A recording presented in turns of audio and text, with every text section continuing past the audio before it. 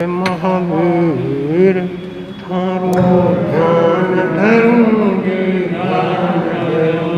पाऊं भव जल तीर थारो ध्यान धरूंगी, ध्यान धरूं निर्मल गंगा नीर थारो ध्यान धरूंगी, ध्यान धरूं।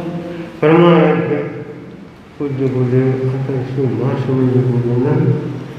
आदरणीय मनीषी पास कुमार जी, आदरणीय मनीषी यशवंत कुमार जी, श्रद्धालु भाइयों और बहनों, रामायण का वर्णन चल रहा है। जैन रामायण, क्योंकि रामायण भी अनेक प्रकार की है और एक बार उनकी गिनती की गई थी तो 1000 के लगभग रामायण मिल गई थी। अलग अलग देशों की भी रामायण है, इंडोनेशिया में भी रामायण चलती है, परंतु कथा में भेद सब जगह रहता है। तो यहाँ जैन रामायण का जो वर्णन है वह बहुत पुराना ग्रंथ का आधार लिया गया है। द्विशील शताब्दी का ग्रंथ है पद्म पुराण। पद्म पुराण से जैन रामायण का वर्णन किया है। केशराज जी यति ने और आचार्य भिक्षु ने उसका संशोधन करके और संग में उसको चालू किया। कल तक बात सुनी थी कि जनक जी को चंद्रमती अपने राज्य में ले गया और जबरदस्ती सीता के साथ में वामंडल के शादी का उसने प्रयास किया। तो जनक जी ने कहा कि उसका संबंध पहले मैं कर चुका हूँ। दशरथ के पुत्र राम से उनका संबंध हो चुका है, तो दूसरी बार कैसे हो सकता है। तब चंद्रगुप्त ने कहा कि एक काम करो, मेरे पास में धनुष है जो पूर्व पुरुषों का रखा हुआ है और देवनामी धनुष है। उस धनुष का नाम है वज्रावर्त और दूसरे धनुष का नाम है अर्णवावर्त। वज्रावर्त और अर्णवावर्त है, इन दो धनुषों की शर्त रखो। जो धनुष चढ़ाएगा, जनक जी ने देखा कि अभी मेरे सामने कोई दूसरा विकल्प नहीं हो सकता, क्योंकि मैं ऐसे प्रदेश में हूँ जहाँ मेरा कोई वीडियो नहीं है, मुझे कोई बताने वाला नहीं है। तो अपना पल्ला छुड़ाने के लिए जनक जी ने एक बात स्वीकार कर ली, चंद्रगुप्त जी ने भी स्वीकार कर ली और धनुष को लेकर के, पुत्र परिवार को लेकर के चंद्रगुप्त राजा जनक जी को भी साथ में ले लिया और मिथिला में आकर के उन्होंने डेरा लगा दिया। यहाँ तक की बात मैंने कल सुना दी थी। जगह जगह पर ये समाचार भेज दिए गए थे कि सीता जी का स्वयंवर मंडप है, स्वयंवर है, वह अपनी इच्छा से पति का वर्ण करेगी। इसलिए राजा राजकुमार जिनकी भी इच्छा हो वे अमुक दिन यहाँ पर पहुँच जाए। तो बहुत सारे राजा लोग वहाँ पर आ गए थे। उसमें जनक जी अपनी पत्नी विजया से सारी बात सुनाई कि ऐसा कारण बना और मैंने ये बात स्वीकार की। तो विजया रोने लगी और कहने लगी कि हे देव, हे भाग्य, हाल तक तुम तृप्त नहीं हुआ।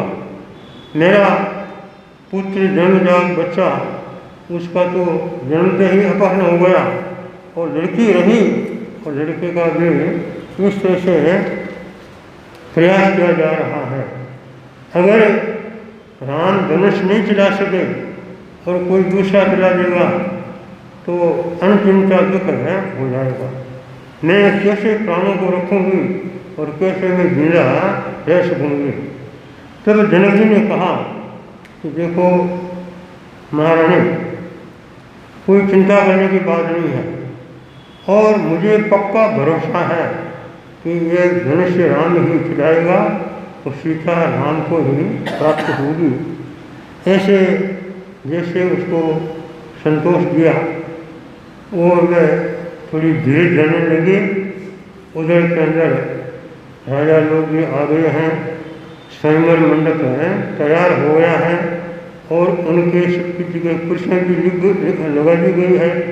राजाओं का वर्णन भी एक पत्र के अंदर लिख लिया कि ये कौन से देश का राजा है, इसके पास में कितनी संपत्ति है, कितनी रानी है, कितना देश का स्वामी है, आदि आदि बातें हैं सारी लिखा करके।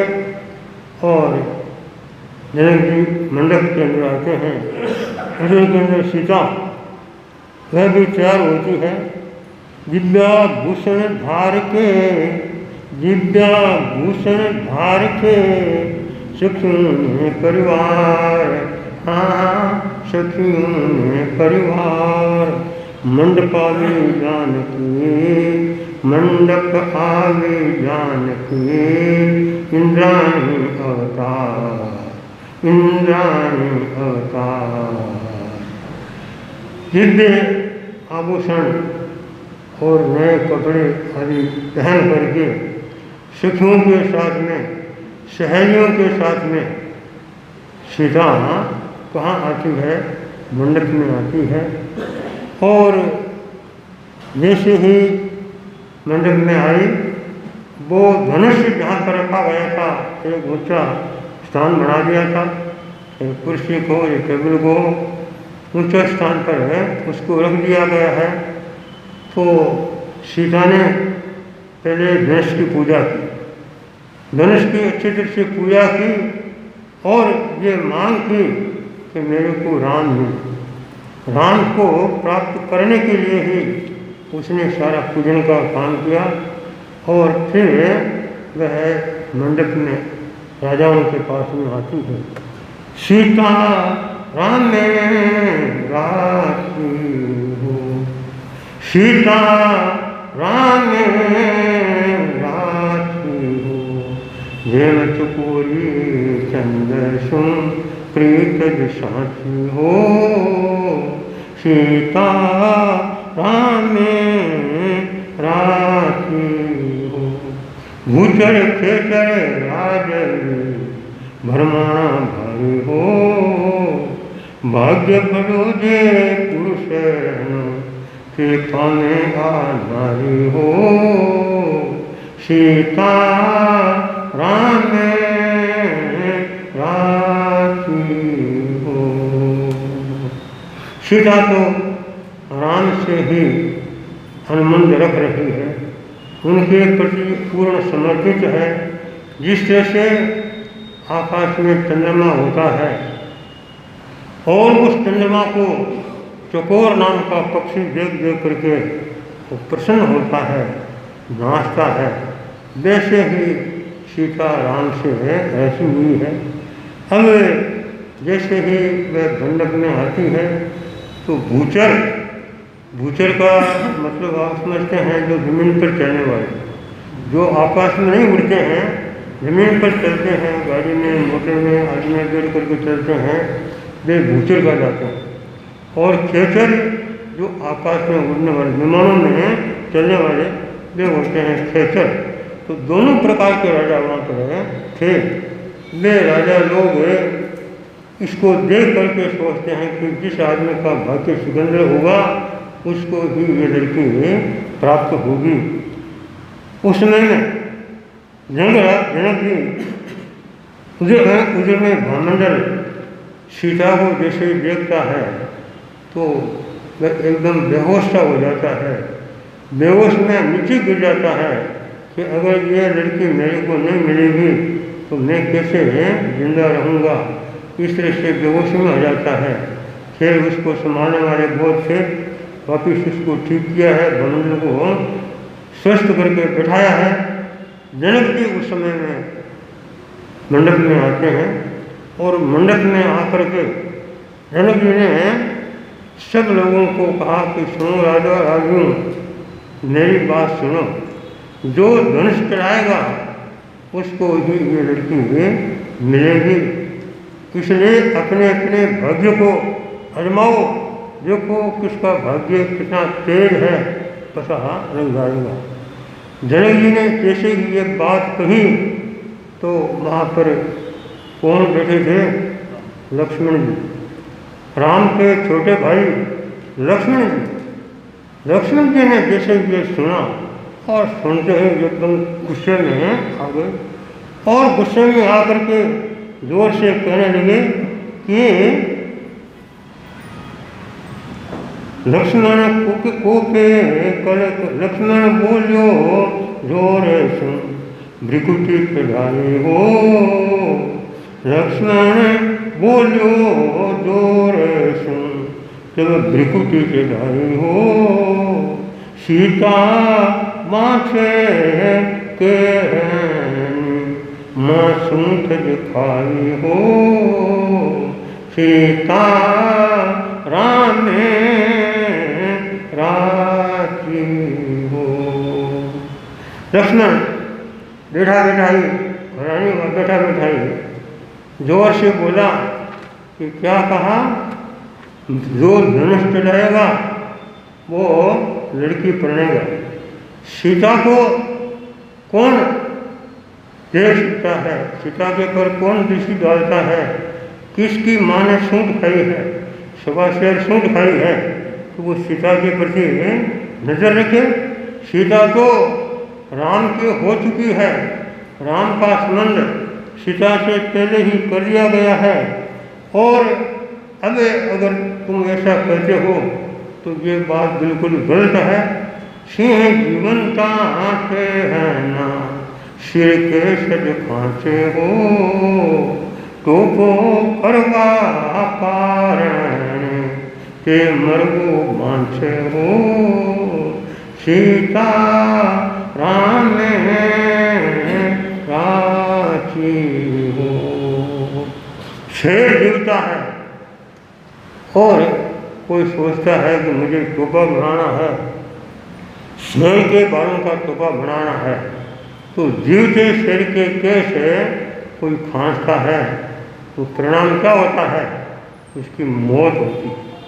तो उसी तरह से ही सीता राम की नारी है, औरत है, और उस के प्रति कोई अगर दृष्टि भी डालेगा तो मैं अभी उसको देख लूँगा, ऐसे कह करके।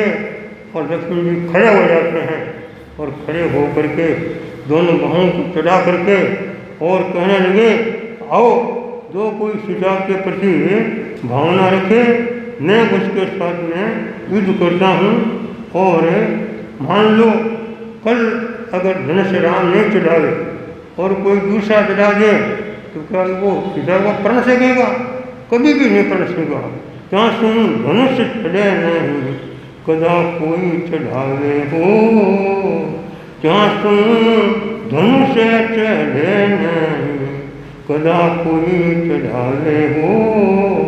फिर मुंडे पर जैसी बिल्कुल परमावे हो। सीता राम राखी हो। अगर राम ने धनुष नहीं चढ़ाया और कोई दूसरे ने चढ़ा दिया तो वो कैसे सीता को पढ़ सकेगा? और कौन उसको पढ़ाता है? आओ मेरे सामने, मैं अभी उसको दुहारता हूँ, अभी उसको देखता हूँ, उसके बल की परीक्षा करता हूँ।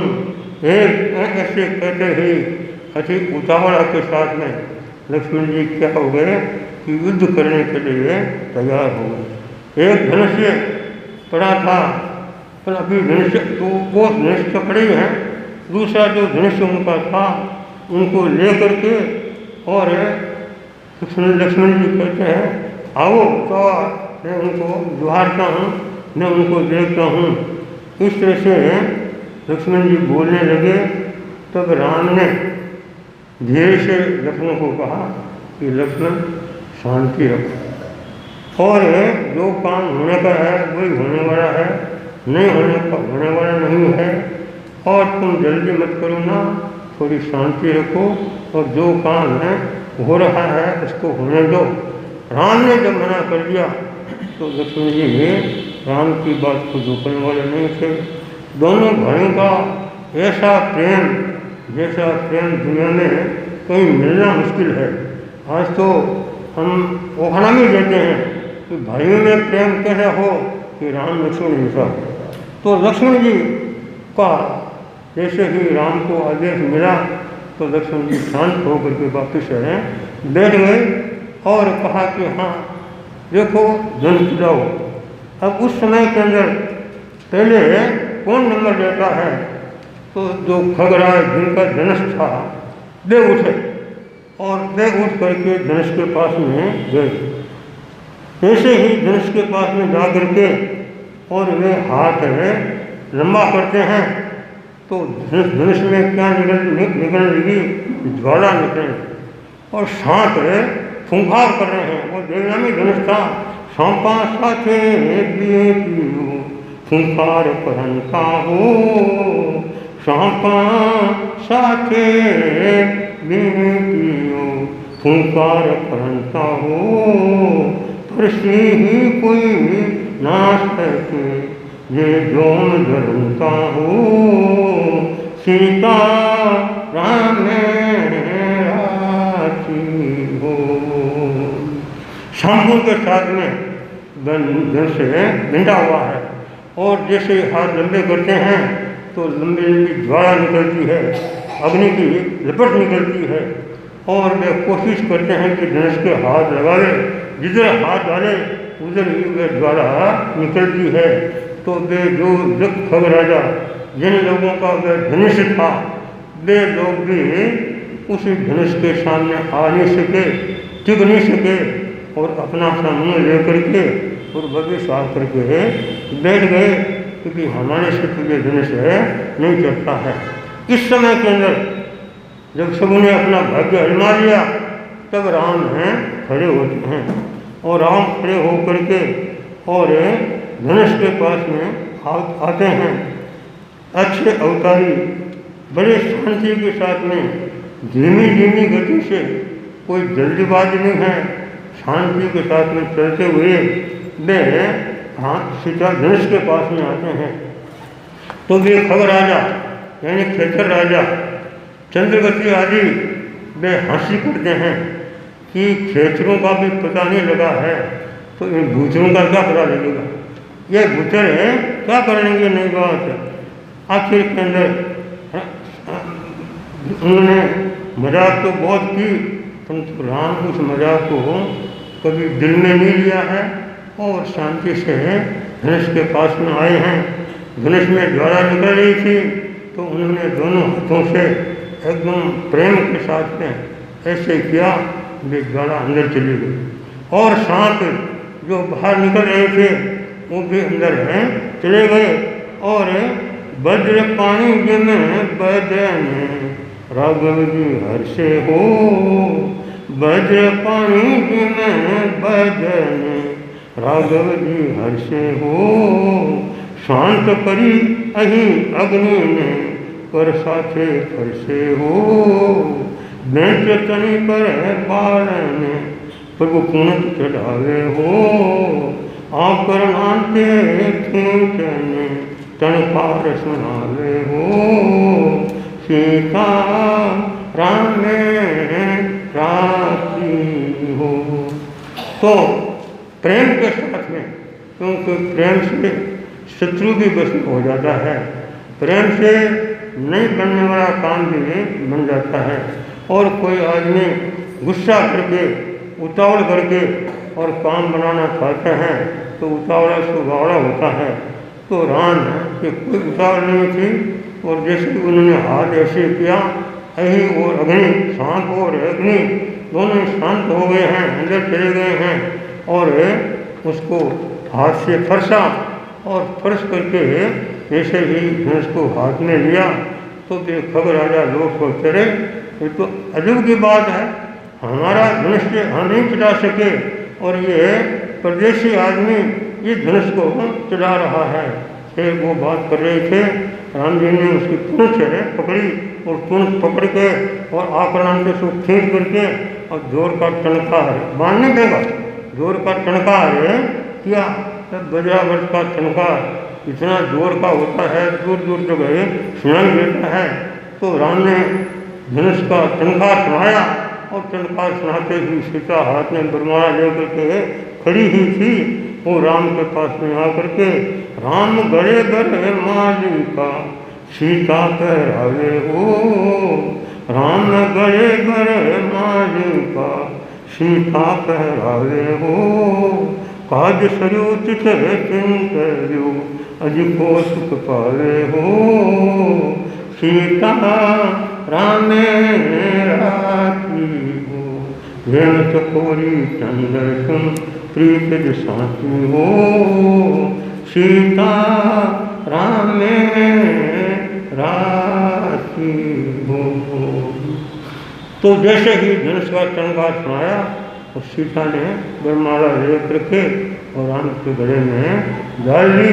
और बरमाला डालते ही सभी लोगों के मन में खुशी हो गई है, सभी तालियां पीटने लगे हैं, कोई हाथ हिलाने लगे हैं, कोई चुटकी बजाने लगे हैं। और जो सोचा का काम था वह काम अच्छी तरह से हो गया है। जनक जी के मन में तो बहुत खुशी हो गई। और विजया ने जब ये समाचार सुने कि राम ने बरमाला धनुष चला दिया है तो सीता ने बरमाला डाल दी है, तो विजय का जो खून बढ़ गया और बहुत बड़ी खुशी हो गई है। अब वो धनुष एक धनुष राम ने चलाया है, अब दूसरा कौन चलाता है और उसका क्या वर्णन आता है, फिर उसका वर्णन आप आगे सीखेंगे। ओम जिनको